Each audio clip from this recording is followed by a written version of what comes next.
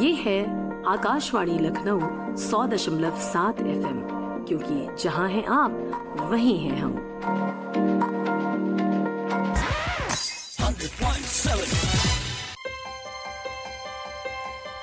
बूंदों की न टूटे लड़ी, एक संकल्प माँ वसुंधरा के लिए कुछ कर गुजरने का,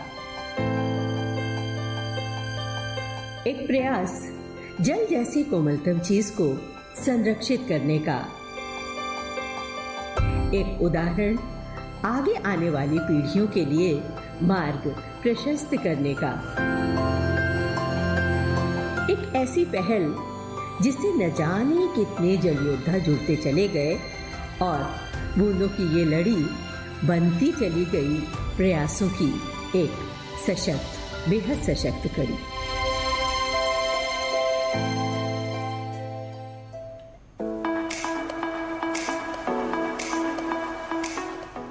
नमस्कार श्रोताओं, आप सभी को जल प्रणाम।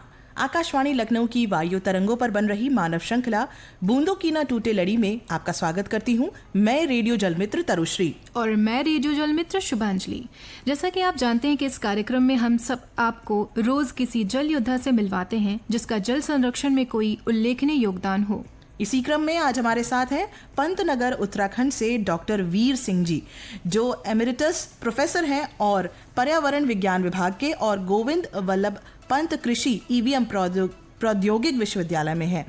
आज हम उनसे मैक्रो लेवल जल संरक्षण के प्राकृतिक साधन जंगल के विषय में बात करेंगे। आपका स्वागत है डॉक्टर वीर। हाँ, बहुत बहुत धन्यवाद। सबसे पहले जो है आकाशवाणी लखनऊ के सभी श्रोताओं को मेरा प्रणाम, शुभकामनाएं। जी सर, तो पहला प्रश्न मैं आपसे पूछना चाहूँगी कि आपने लगभग 4 दशकों तक पर्यावरण से संबंधित पठन पाठन का कार्य किया है। उसके आधार पर मैक्रो लेवल जल संरक्षण की आवश्यकता के बारे में आप कुछ बताइए। हाँ, जब मैंने पर्यावरण संबंधी पठन पाठन प्रारंभ किया था तब पर्यावरण की समस्याएं इतनी विकराल नहीं थी जितनी वो आज हो गई हैं। समय समय प्रकृति का अपघटन बढ़ता गया और पर्यावरण संतुलन टूटता चला गया।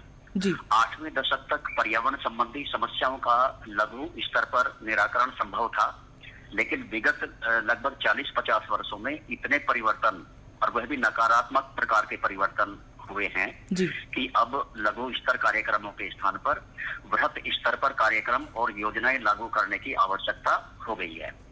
उदाहरण के लिए अब जल की समस्या स्थानीय स्तर या लघु स्तर की न रहकर जल चक्र के असंतुलन के साथ वह सार्वभौमिक स्तर की हो गई है। अतः हमें अब मैक्रो लेवल के जल संरक्षण पर अपने कार्यक्रमों को केंद्रित करना होगा। मैक्रो लेवल पर जल संरक्षण की आवश्यकताएं न केवल वर्तमान पीढ़ी के लिए वरन आने वाली पीढ़ियों के लिए भी जल सुरक्षा सुनिश्चित करती हैं। इन प्रयासों को सामूहिक रूप से और समग्र दृष्टिकोण के साथ अपनाने से ही हम सतत विकास की दिशा में आगे बढ़ सकते हैं। जी। सर, ये बताइए कि मैक्रो लेवल जल संरक्षण का प्राकृतिक साधन जंगल है। इसके कार्य और महत्व के बारे में हमें बताएं कि जंगलों से पर्यावरण संतुलन कैसे प्राप्त होता है। जानते हैं कि पारिस्थितिकी का नियम है कि सभी जीव और अजीव अंतर संबंधों से बंधे हुए होते हैं, कोई भी इंडिपेंडेंट नहीं होता है। ये पारिस्थितिकी का नियम है। ये वृक्षों में यानी वनस्पति में यानी वनों में, मिट्टी में और जल के अंदर अंतर संबंध होते हैं। एक का संरक्षण होता है तो दूसरे का स्वयं संरक्षण हो जाता है। एक का संवर्धन हम करते हैं तो दूसरे का स्वयं संवर्धन हो जाता है। और इसमें केंद्रीय भूमिका निभाते हैं वन।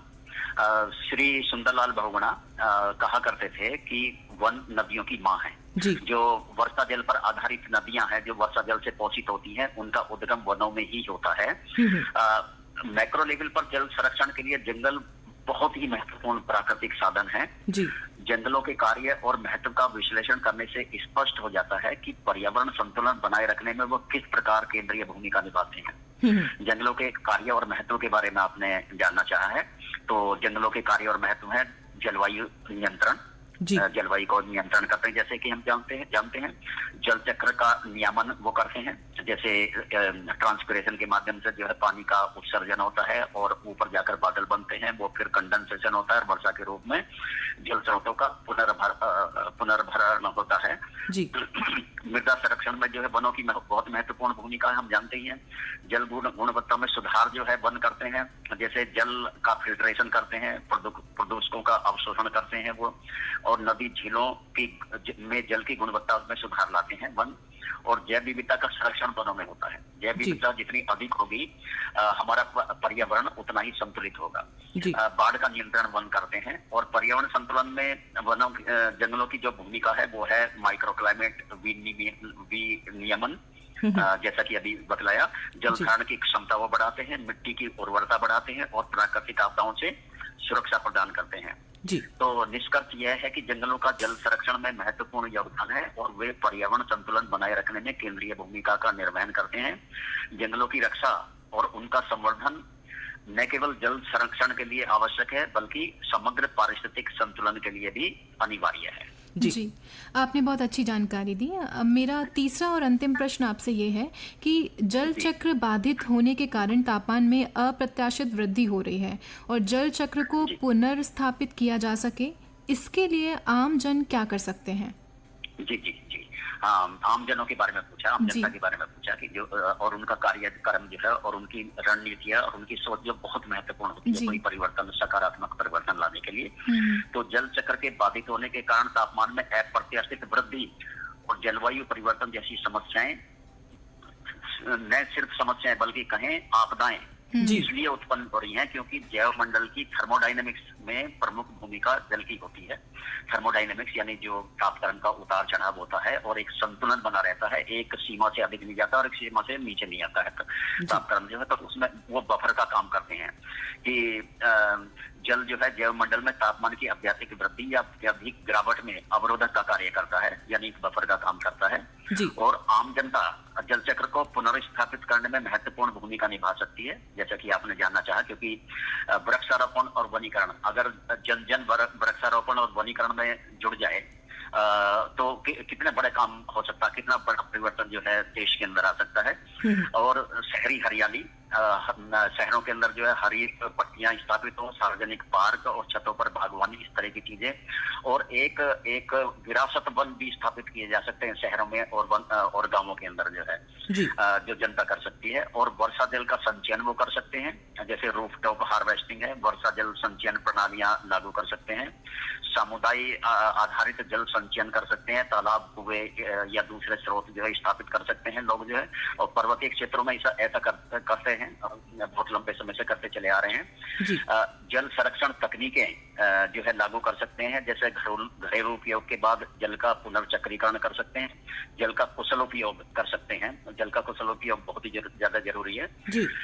मृदा संरक्षण में उनका बहुत महत्वपूर्ण योगदान हो सकता है, जैसे फसल चक्र में ऐसा परिवर्तन कि मृदा का संरक्षण हो, मृदा का संरक्षण होगा, मिट्टी का संरक्षण होगा तो जल का संरक्षण होगा। नो टिल फार्मिंग इम्प्लीमेंट कर सकते हैं, शून्य जुताई, जिसके माध्यम से जो है जल ये मिट्टी का और जल का दोनों और वनस्पति का तीनों का जो है संरक्षण होगा, संवर्धन होगा। स्थानीय जल स्रोतों का संरक्षण वो कर सकते हैं, जैसे तालाब और झीलों का पुनरुद्धार कर सकते हैं, नदी और जल स्रोतों के किनारे वृक्षारोपण कर सकते हैं, जल स्रोतों की निरंतर सफाई करते रह सकते हैं। प्लास्टिक और प्रदूषण नियंत्रण में उनकी बहुत महत्वपूर्ण भूमिका है, जनता की बहुत महत्वपूर्ण भूमिका है।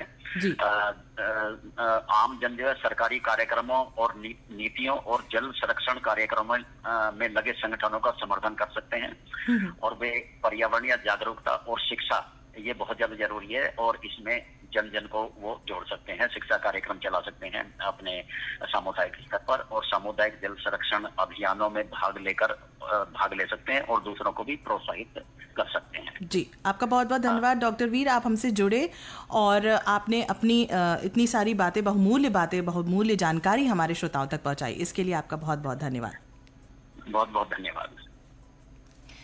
श्रोताओं, ये थे जल योद्धा डॉक्टर वीर सिंह जी। आपको ये कार्यक्रम कैसा लगा हमें इस मेल आईडी पर सूचित कर सकते हैं। हमारी मेल आईडी है bkntl100@gmail.com। इस ईमेल आईडी पर प्राप्त कुछ मेल हम पढ़ेंगे, लेकिन म्यूजिकल ब्रेक के उस पार। लेकिन फिलहाल मैं रेडियो जल मित्र तरुश्री और मैं रेडियो जल मित्र शुभांजलि BKNTL की ऐसे ह्यूमन चेन से आपसे विदा लेते हैं, और कल मिलते हैं एक नए जल योद्धा के साथ। नमस्कार। सुनते रहिए 100.7 FM, क्योंकि जहां हैं आप वहीं हम।